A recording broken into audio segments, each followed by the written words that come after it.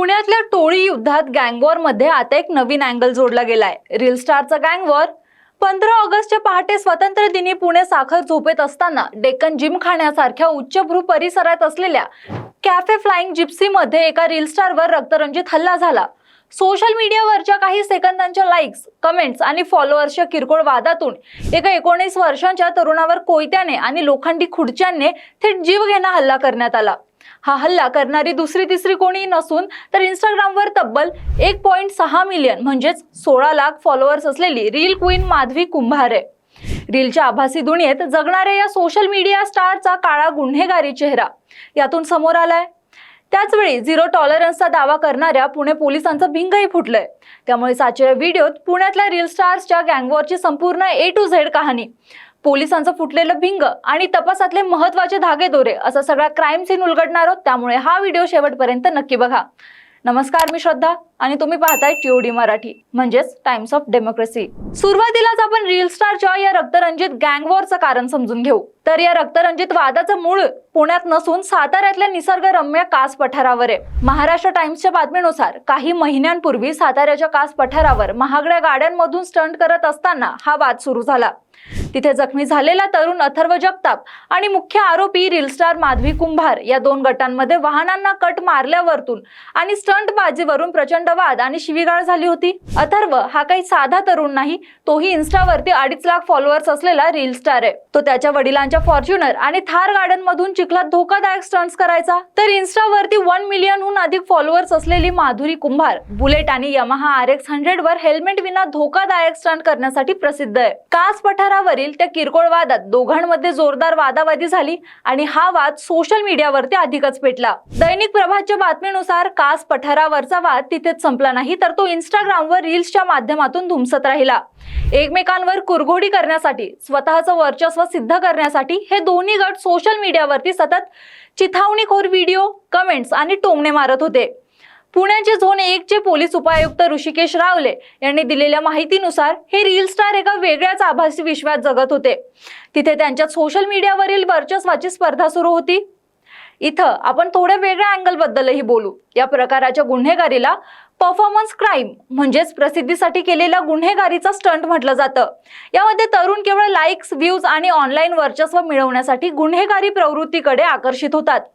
पुण्यातल्या रील स्टारच्या गँगवॉरमध्येही हेच घडलंय। Cut to 15 August 2026। 15 ऑगस्टच्या पहाटे 2:15च्या सुमारास या दोन रील स्टार मधल्या वादाला हिंसक वळण मिळालं। अथर्व जगताप घोले रोडवरील कॅफे फ्लाइंग जिप्सी मध्ये आपल्या मित्रांसह बसला होता। तिथे माधवी कुंभार आणि तिची मैत्रीण स्नेहल सोनके आधीच उपस्थित होत्या। अथर्वला पाहताच माधवीने नियोजित कटानुसार तिच्या टोळीला तिथे बोलावून घेतलं। अथर्व कॅफेमधून बाहेर पडू लागला तेव्हा आरोपींच्या टोळीतल्या एका अल्पवयीन मुलाने त्याला अडवलं। महाराष्ट्र टाइम्सच्या वृत्तानुसार या मुलाने अथर्वला "तू पोरींना काय बोलला, आमच्या सोबत चल, तुला दाखवतो" अशी थेट धमकी दिली। भीतीने गांगारलेला अथर्व स्वतःचा जीव वाचवण्यासाठी पुन्हा कॅफेच्या आत धावला, पण आरोपींच्या हिंसक जमावाने त्याला तिथेच गाठलं। दैनिक प्रभातच्या बातमीनुसार आरोपींनी याला जिवंत सोडू नका असा आरडाओरडा करत अथर्वला लाथाबुक्क्यांनी आणि कॅफेमधील लोखंडी खुर्च्यांनी बेदम मारहाण करण्यास सुरुवात केली। याच दरम्यान आरोपी प्रेम उर्फ पम्या मनोज साळवे याने धारदार कोयता काढून अथर्वच्या डोक्यावर आणि मानेवर जीवे मारण्याच्या उद्देशाने सपासप वार केले। या भीषण हल्ल्यात अथर्व गंभीर जखमी होऊन रक्ताच्या थारोळ्यात पडला। पोलिसांनी कोणाला अटक केली तर हिंदुस्तान टाइम्सच्या बातमीनुसार डेक्कन पोलिसांनी या प्रकरणी रुग्णालयात जाऊन जखमी अथर्व जगतापचा जबाब नोंदवला आणि खुनाचा प्रयत्न केल्याचा गुन्हा नोंदवला। मुख्य आरोपी माधवी कुंभारसह स्नेहल संजय सोनके, राहुल सीताराम वाघमारे, शिवानंद तलवार, आदित्य सुनील भालेराव, प्रियांशु उर्फ पियुष प्रदीप भोसले आणि प्रेम उर्फ पम्या मनोज साळवे अशा 7 जणांना पोलिसांनी अटक केली आहे। एका अल्पवयीन मुलालाही पोलिसांनी ताब्यात घेतलंय। आरोपींवर भारतीय न्याय संहितेनुसार बेकायदेशीर जमाव जमवणं, दंगल करणं, खुनाचा प्रयत्न करणं तसंच आर्म्स ऍक्ट अंतर्गत गुन्हे दाखल करण्यात आलेत। पोलिसांनी दिलेल्या माहितीनुसार अटक करण्यात आलेले बहुतांश तरुण हे डिलिव्हरी बॉय आणि फ्लेक्स प्रिंटिंगचं किरकोळ काम करणारे आहेत. सोशल मीडियावरील प्रसिद्धीच्या नशेत ते या टोळी युद्धाचा भाग बनले होते. पण या प्रकरणाने पुणे पोलिसांच्या कार्यशैलीवरही पुन्हा एकदा प्रश्नचिन्ह निर्माण केलेत. या प्रकरणाने केवळ रील स्टारच्या हिंसाचाच पर्दाफाश केला नाही, तर पुण्यातल्या काही कॅफेचा अवैध बेकायदेशीर कारभारही चव्हाट्यावर आणलाय. सिविक मिररच्या एका बातमीनुसार पुण्याचे पोलीस आयुक्त अमितेश कुमार यांनी रात्री 1:30 वाजता हॉटेल्स आणि कॅफे बंद करण्याचे कडक आदेश दिलेले आहेत. असं असतानाही फ्लाइंग जिप्सी कॅफे पहाटे 4 वाजेपर्यंत कसा सुरू होता असा प्रश्न निर्माण झालाय. हल्ल्यानंतर कॅफेचे मालक आशिष पाटील आणि हेमंत पाटील यांनी पोलिसांना कळवण्याऐवजी घटनास्थळावरील रक्ताचे डाग पुसून पुरावे नष्ट करण्याचा प्रयत्न केल्याचा आरोप आहे. सिविक मिररने सूत्रांच्या हवाल्याने दिलेल्या या बातमीत या कॅफे मालकावर आधीच अॅट्रॉसिटी आणि खंडणीचे गंभीर गुन्हे दाखल आहेत.